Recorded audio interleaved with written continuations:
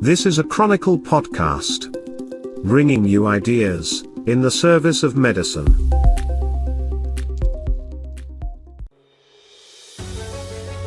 From the Chronicle podcast system, this is the NPC podcast of the National Pharmaceutical Congress for February 2nd, 2022. The NPC podcast was created to discuss and consider the purpose, process and people of the pharma industry during the COVID era. We'll continue the healthcare conversation by answering questions sent by listeners, just like you. This program is presented in cooperation with Imprez, Canada's next-generation commercial partner. The industry is rapidly evolving, and Imprez is designed to help you evolve with it. Learn more about Imprez tailored best-in-class solutions at www.imprez.com. Our guest today is Sandra Heller, Canadian General Manager of Seagen. She'll join your hosts, Jim, Mark, and Mitch, to talk about career paths that lead to the corner office and other subjects of interest. To start this week's conversation, here is Mitch Shannon, CEO of Chronicle Companies. Welcome to the NPC podcast. I'm your co-host, Mitch Shannon. We're back in our podcast gondola on Carleton Street, which offers an unimpeded view of absolutely everything taking place below. And on my left is Mark McElwain, the consultant and senior health policy expert. Mark, happy 2022. Hello, hello. So how many New Year's resolutions have you broken so far? Resolutions. This year I'm trying to cut down on making them. Yeah, probably wise. And on Mark's left is Mr. January, James Shea, the general manager at the Council for Continuing Pharmaceutical Education. Jim, are you welcoming this fresh start in 2022? Well, I'll take it as a fresh start, being the minus 28 the other day, and that's as fresh a start as I really want. So, it's going to be a tough one, I think. Yes. Okay, so altogether we are known as Jim, Mark, and Mitch, because all the best names have already been spoken for, such as Ottawa Red Blacks and Ozempic. Guys, we welcome to today's podcast Sandra Heller, the GM of Seagen Canada. Seagen's mission is to discover, develop, and commercialize transformative cancer medicine to make a meaningful difference in people's lives. Sandra, that's a powerful raison d'etre, and it's a pleasure to have you on the program. Thank you. I'm very pleased to be here with you guys today. Great. Well, Seagen is still a somewhat new name in Canada, but the company's been around since 1997 as Seattle Genetics. And I recall driving down I-5 in Seattle and seeing that name on a smokestack. So it's been out there for a while. So you've had a long-standing focus on cancer care. Tell us a bit more about Seagen. Yeah, it's a great question. And as you say, so the company is over 20 years old, really has been focusing on biotechnology, with ADCs really being, as the foreground of the company, which are antibody drug conjugates. Very exciting technology that was developed by the Seattle Genetics team. And actually a number of companies now are actually using that technology. So it's gone beyond just Seattle Genetics. I will say the organization has changed significantly over time. So we've moved from being a one product company to having multiple products now commercialized, including here in Canada. But there was a big change that took place in 2020 when we decided to change the name of the company. So we moved, as you said, from Seattle Genetics to Seagen. And really the impetus for that was to focus on the international scale now. So it was no longer just a Seattle-based organization or a US-based organization. We now have offices here in Mississauga, and we have offices and affiliates in Europe as well. So exciting times, and the focus is and continues to be on cancer care and on patients. It's Jim here. So prior to your current role at Seagen, you were very active in oncology management and sales at Gilead and at Roche. So you have a lot of experience in the area. Would you say that there's a different kind of culture among the physicians working in the cancer area? I would, so outside of oncology, I've also had a lot of experience in multiple sclerosis and in other therapeutic areas. I find with the oncologists, they have this really great blending of an entrepreneurial spirit as well as a bit artistic, because there's really this opportunity for them. There are guidelines in a lot of occasions and in a lot of different therapeutic areas that are quite driven for where the patient is going to be going. However, there's also a lot of opportunity for them to be able to have that artistic flair. And it's not always start with A, then go to B, then move to C.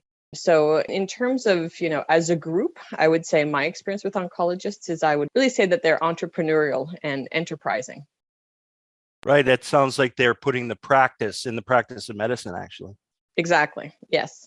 And there's a lot. I mean, at the end of the day, when you think about it from a cancer perspective, the patient has to be the focus. These are oftentimes, unfortunately, very difficult diagnoses for patients, and they're not just affecting the patient, they affect everyone in their family. And I think, Jim, if you think about it, I don't think there's a single person in Canada who hasn't been touched in some way by cancer, right? Whether it's someone in their family, a friend. So it's unfortunately an area where there's always a lot of need. Yeah, absolutely. Sandra, it's Mark. Last October, you spoke at the National Pharmaceutical Congress about your career journey. And I recall you mentioning once working in the front shop at a pharmacy on the front cash, and then joining a consulting company running patient support programs earlier in your career. So how would you say those earlier jobs shaped your approach to leadership? It's a great question. I reflect back on those times, and I started as a cashier at a pharmacy at the time, long gone pharmacy now, and then moved into becoming a pharmacy assistant or a technician. And even from those roles and then moving into the consulting company and patient support programs, I would say it's interesting. My career has really been very patient-centric, and not just, the words, but actually seeing the patients coming, dropping off their prescription. I remember really wondering, what it was that they were taking that medication for. And it ignited a lot of interest at the time and just excitement in trying to understand that. And then moving to the patient support program where honestly, you're spending your days talking to patients. You are spending your days hearing their stories and helping them to try to find some kind of reimbursement for that. So I think for me, it's really instilled that, at the end of the day, there's always a person, a human at the end of this. It's the patient that we have to keep reminding ourselves of. And I say that actually in my career path, I've continued to always go back to that drive and that reminder of a patient. It's really important to not get so caught up in the business aspect that we forget, the person at the end of it. So I'd say those early experiences really shaped me. And then that has shaped how I lead the team in terms of reminding ourselves and remembering, not getting too far away from the actual day-to-day experience that those patients may be going through. You also mentioned the importance of being curious, recognizing opportunities when they present themselves. Do you have an example of an opportunity that you took that became pivotal in your career? Yeah, I would say there's probably two that are quite, resonate a lot. So the first one is actually I was asked to bring a patient support program in-house to a pharmaceutical company. So in the early days of patient support programs, they tended to be run more by consulting companies. And then one of the companies decided, what, why are we having this done externally? Why not bring it in-house and see how we can run it and really work the business that way? So that was an opportunity that I took, and it took me down a path of learning a lot about areas that I never would have touched, computer systems and software and telephony and training individuals and making sure that you had the right amount of firewalls in terms of commercial not having access to information. So I would say that was one that was quite pivotal in me taking, a chance and being curious. I would say, believe it or not, the beginning of my career with Seagen actually was a very similar opportunity. So I came on board in a hybrid role. And you might be surprised to hear that hybrid role included a small sales territory. So I started in a role that was sales territory as well as managing the sales team. And that was, on paper, a number of steps maybe that one would say wasn't necessarily in a forward movement from a career path perspective. But I thought, first of all, this is likely to be a small time, and this is what's needed to see the organization grow.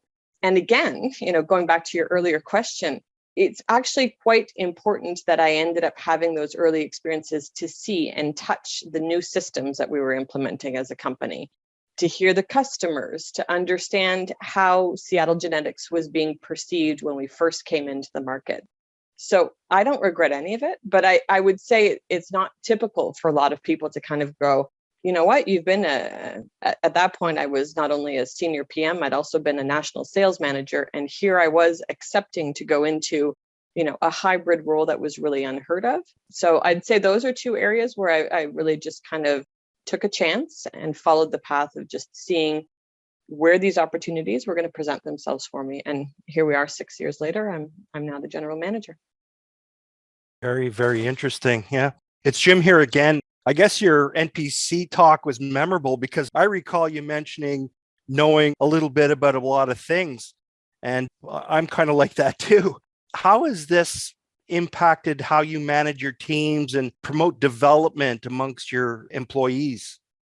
Yeah. So the great news about knowing a little bit about a lot of things is that there's this constant drive to continue to learn, right? And I think when you're a small size organization, on some levels, you actually don't have much of a choice. There aren't teams there to help support you. So if there's something that needs to be done for the first time, someone's got to be the one who's driving it. And so I think when you've got smaller size organizations, you do have these opportunities to continue to grow, not necessarily always in an upwards path, but actually more from a breadth perspective. And that's something that, with the Canadian leadership team, I would even say individuals just in the last year that are in the leadership team, we could all tell you we learned something new in 2021 that was new to us. And we've all been, in the industry 15 plus years. So there's this constant, evolution that we need to go through. And I think that that's something that we continue to instill. There's also the reality of small organizations. You don't always have as many opportunities for promotional growth in an upwards manner. And so it's important to have, I think, those conversations with employees to make sure that, number one, they understand that that's the reality of smaller size organizations. And number two, that learning and growth doesn't have to be just in an upwards manner in terms of your promotions. You can learn a lot by integrating yourselves with other departments within the organization. Yeah, sounds like a fun place to be, actually. So it's Jim here again. You took on the role of GM at Seagen fairly early on in the pandemic. What was that like?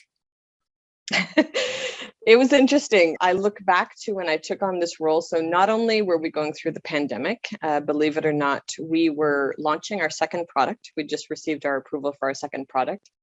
And I was informed a couple of weeks after I took on the role that there was going to be a structure change in terms of reporting structure. And so I moved from reporting into the US to reporting into the international region. And all of that was happening as I was becoming GM, as well as, unfortunately, the pandemic situation. So it was definitely a time that we were going through a lot of ambiguity, right? And a lot of things that were happening. I think what ended up happening, quite honestly, is that it provided an opportunity to be very laser focused and to really think about what are the things we really have to do and have to do those right. And honestly, let go of the other things right now. Like focus on the absolute must-dos, focus on the employees, because we were all also going through at the end of the day, other things outside of work that were challenging as well. So it really made us be quite strict in our approach. And, you look back on it and you kind of go, oh, well, we didn't do A and we didn't do B and we didn't do C, but that's okay. Given the opportunity and given, what was going on at the time, we did the best that we could. And I think that we navigated through that ambiguity quite well. If able to do it again, are there things I would change? Absolutely. But, we are here where we are now. And I think we've fared quite well as an organization and we fared well during this ongoing pandemic. So it's the best that I can ask for. Yeah, it sounds like you were forced into implementing best business practices by the situation. So that's actually a good thing. And the other thing that actually, reflecting back on it, we also, our second product that we got approved ended up going through Orbis program, which was relatively new to us as an organization. And it's quite surprising how much faster you can actually get an approval if you are participating in Orbis. I mean, half or a third of the time less.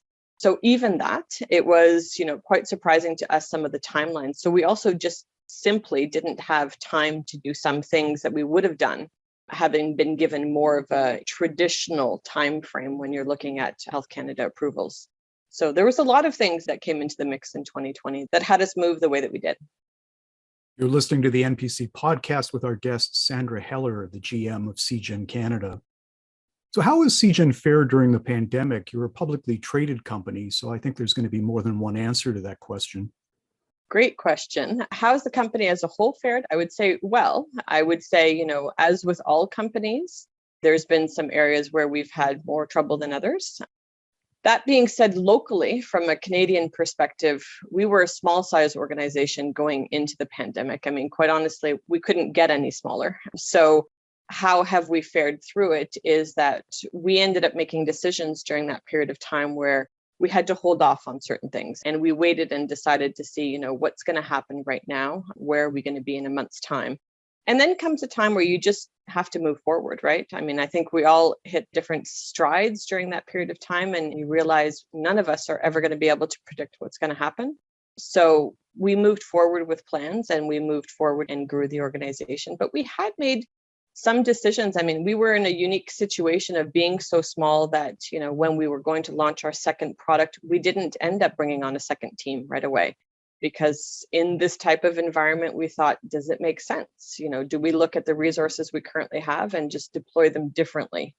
So we were lucky, I would say, that, the timing of when this ended up happening and where we were at in the organization gave us that ability to be flexible and to really adapt as much as we could.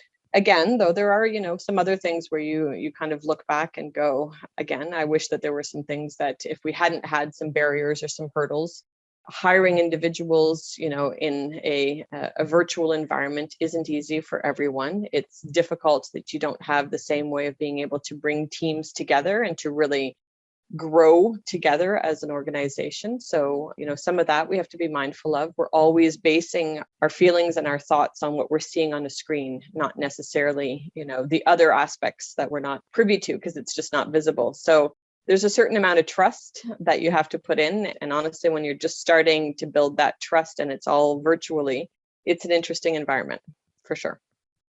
Sandra, it's Mark. So the emerging story about the pandemic is how it's affected other parts of the healthcare system.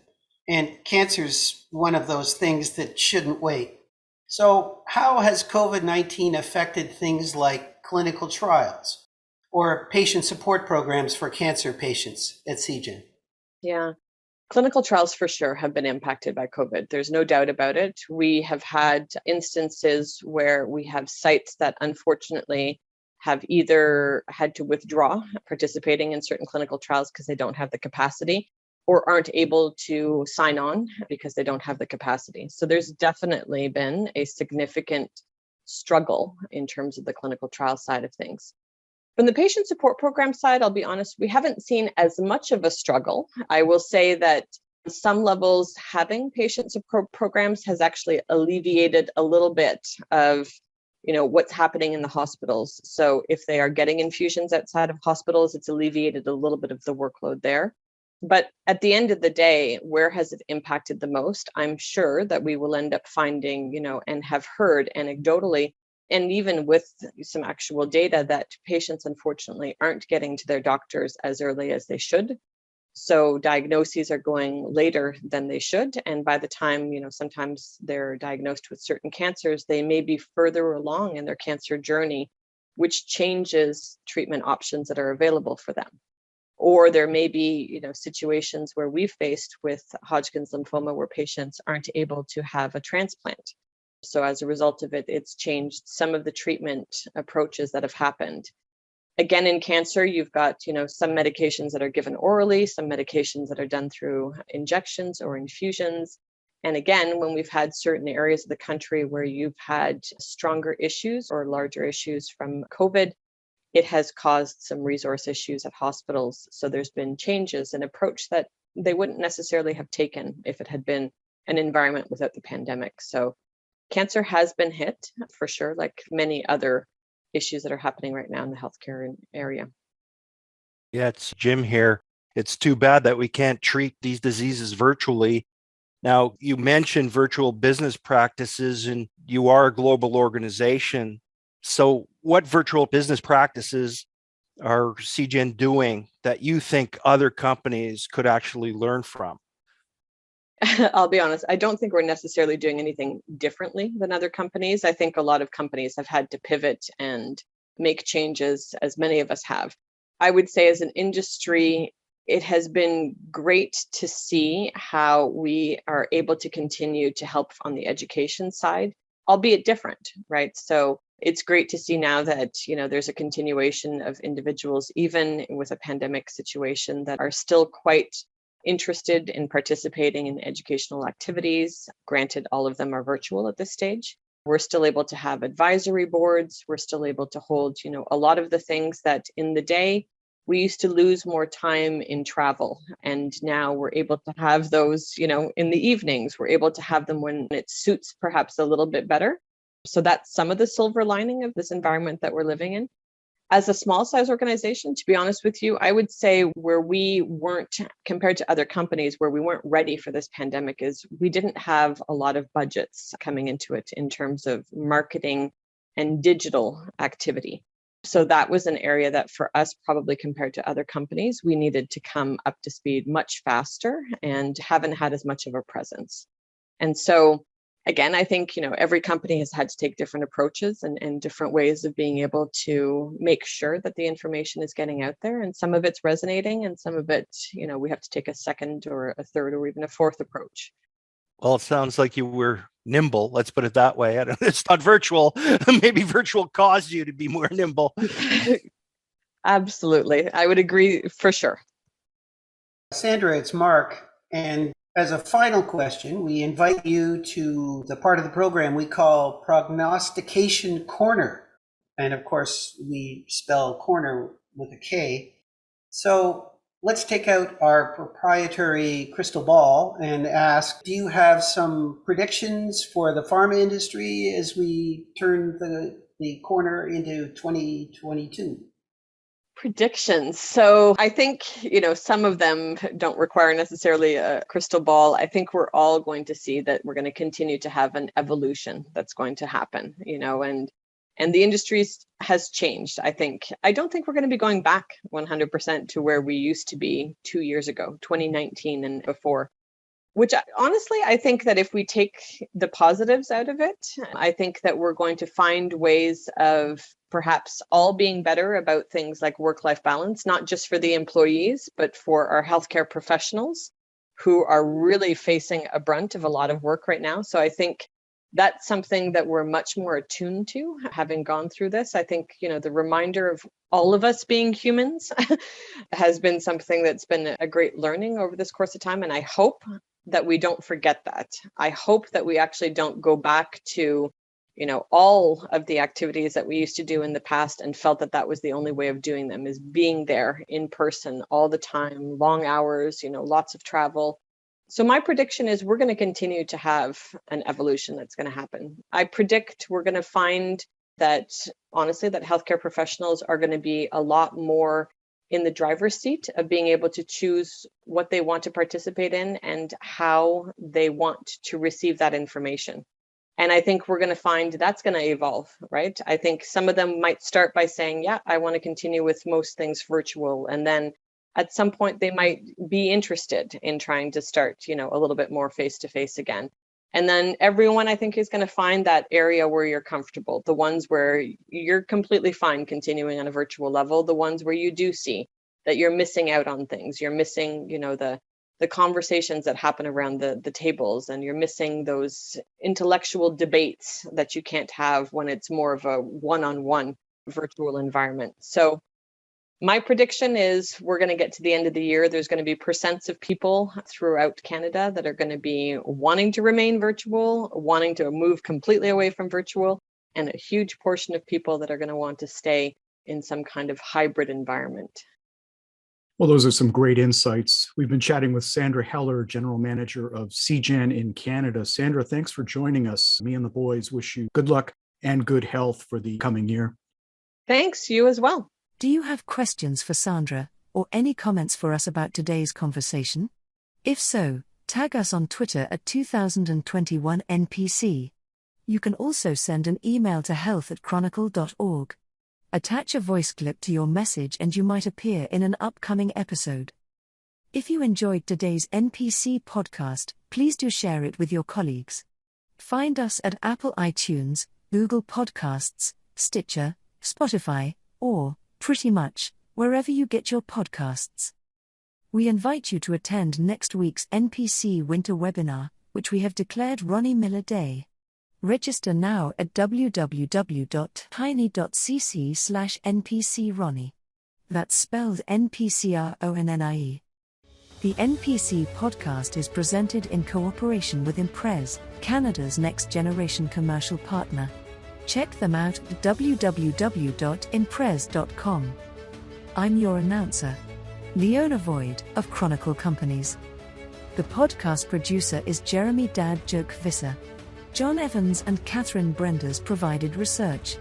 The musical theme is performed with admirable aplomb by the NPC Podcast Orchestra, under the direction of Maestro Ludimir Melbrook. We'll speak again next week, when our guest will be Michelle Laffoy of Dermtech Pharma, and, until then, stay safe.